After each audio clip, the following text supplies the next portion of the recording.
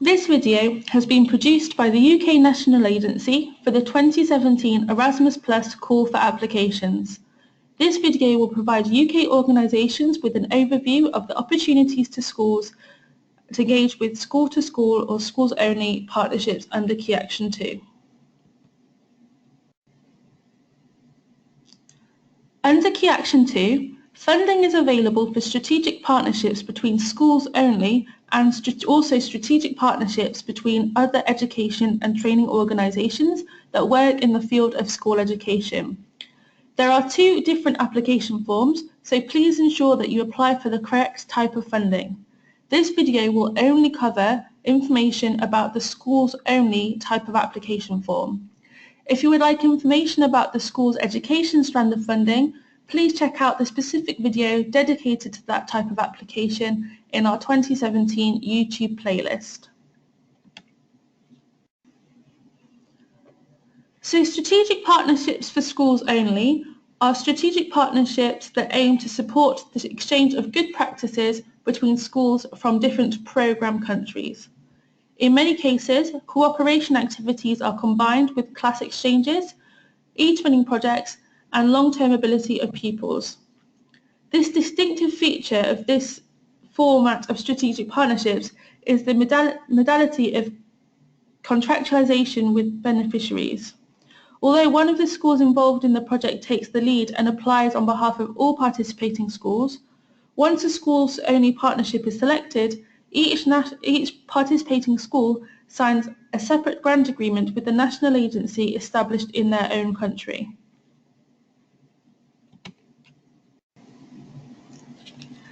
So the Erasmus Plus programme has significantly evolved from predecessor programmes such as Comenius. It's now much more strategic with clear objectives and priorities. So some of the feedback we've received from expert assessors in previous years was that some schools were weak at making their application personal and relevant to the schools of the partnership. These assessors also commented that some applications did not explicitly show how their project links to the Erasmus Plus priorities. So it's really important that before constructing an application that you're aware of the priorities of the Key Action 2 programme. So each year, the European Commission sets horizontal and sector-specific priorities for Key Action 2. These are priorities that the European Commission would like Key Action 2 projects to address or target. Horizontals are priorities that are applicable across all fields of education, training and youth. Priorities relevant to each individual particular field of education and training are also set each year, and these are called sector-specific priorities. Now, to be funded, your project must address either one horizontal priority or one sector-specific priority. So as long as your project addresses one priority, whether that be a horizontal or a sector-specific, you're on the right tracks. The Europe 2020 strategy is also an important policy document that you might want to consider while developing your application form. The European 2020 strategy and the Bruges Communiqué are also relevant to the field of school education. These documents set out the aims and objectives of the European Union within the field of education and training. And they may be useful for you to reference when justifying the need for your project in your application. But it is really important that you clearly demonstrate to an assessor how your project is relevant both to your school and the priorities of the Erasmus Plus programme. So each project will set their own aims and objectives. This means that every Key Action 2 project is very different. The broad focus is around working together to exchange practices, perhaps to tackle common problems.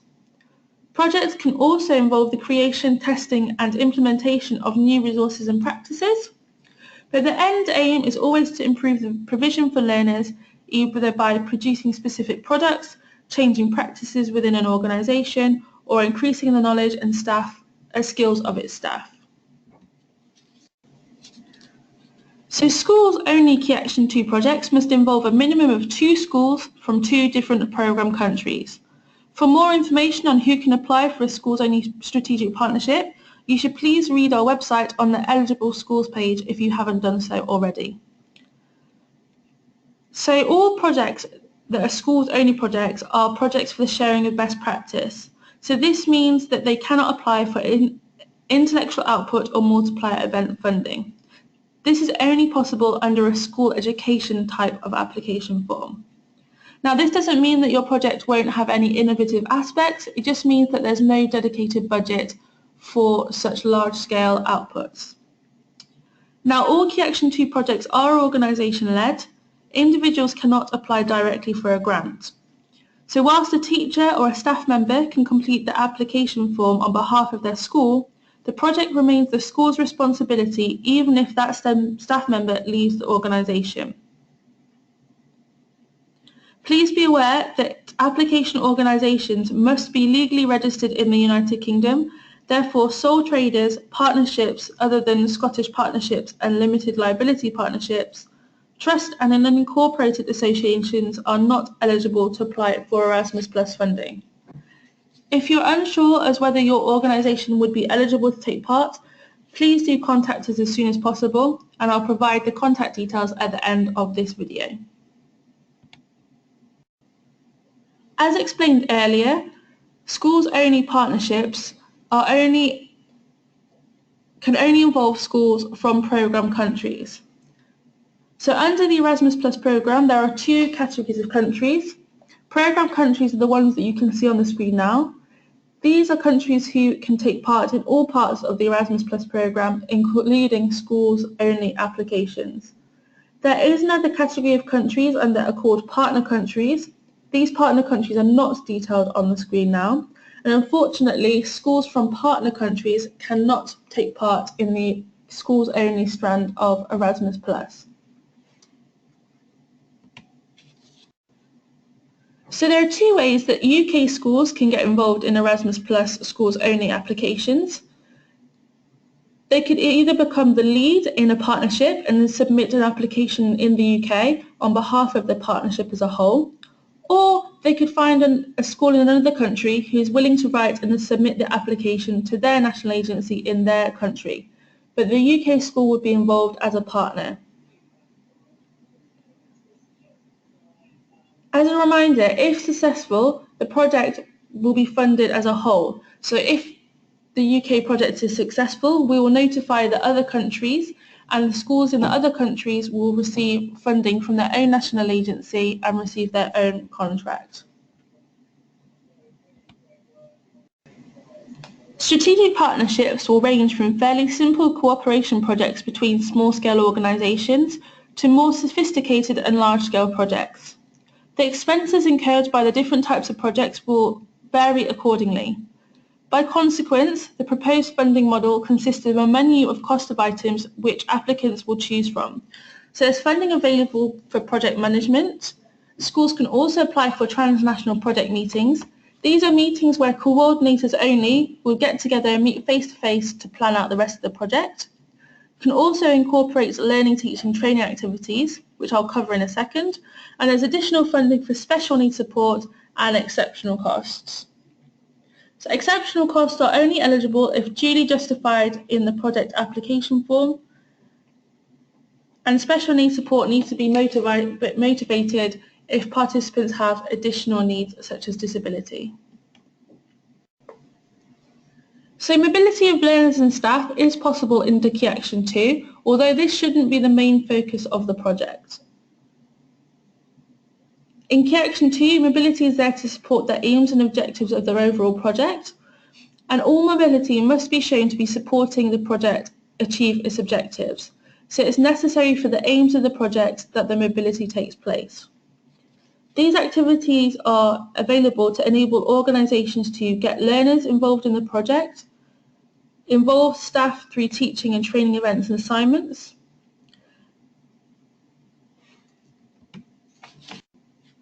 but it's important in your application that you motivate the relevance and importance of these activities in order for them to be eligible. Please note that cultural tourism are not eligible activities under Key Action 2. There are minimum durations for these learning, teaching, training activities which you must bear in mind. So as you can see, for short-term activities, it's a minimum of 5 days, with the exception of short term joint staff training events, the minimum is 3 days there.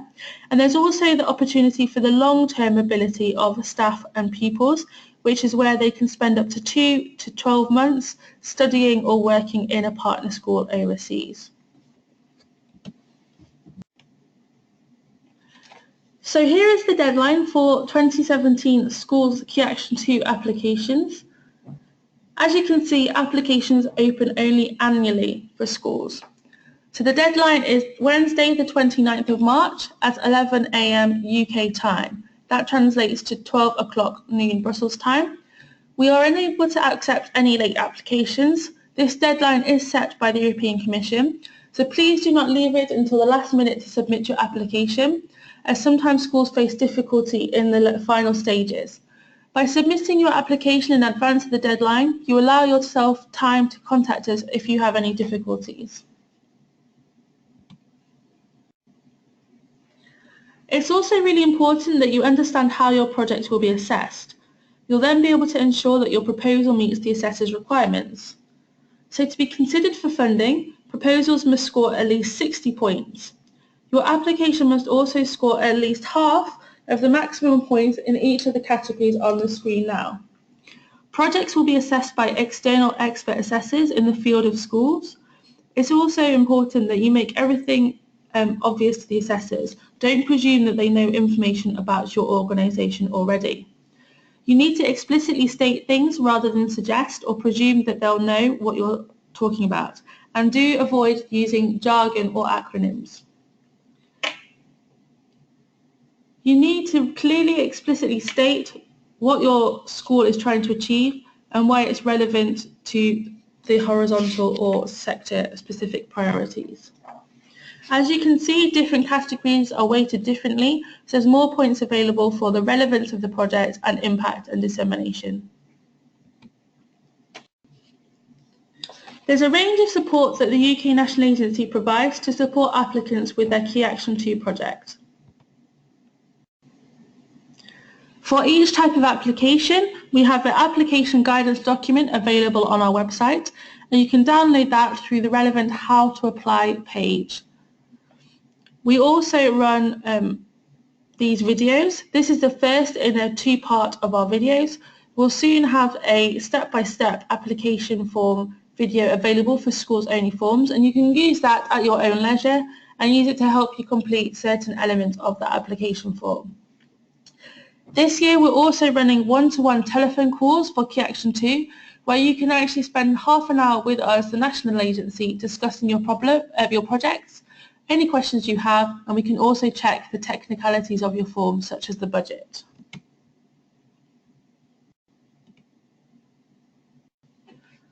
All this support is available out from our website, so please do visit www.erasmusplus.org.uk, and it's highly recommended to sign up to our newsletter. Our newsletter will provide you with monthly updates about the Erasmus Plus programme, any information about deadlines, or any available support as it's released. We also are on Twitter, Facebook, YouTube and Storify, so please do check us out on social media. It's also good to connect with us if you but also if you are successful in funding, it's a good way of keeping in touch with the national agency and letting us know what your project is up to. So here are our contact details. We run a helpline Monday to Friday, 8:30 to 5:30. Our number is 0161 957 7755, and we have a dedicated team who will be able to take your calls for Erasmus. When calling, just press 2, and that way you'll go through directly to an Erasmus specialist advisor. You can also contact us at erasmusplus.inquiries@britishcouncil.org, where we'll aim to answer your question as quickly as possible. Thank you for watching this video. Do download our guidance and check out the second video on our YouTube channel applicable for schools only applications, and it might be worth considering registering for a one-to-one telephone call with us if you do want to apply this year. Thank you for watching.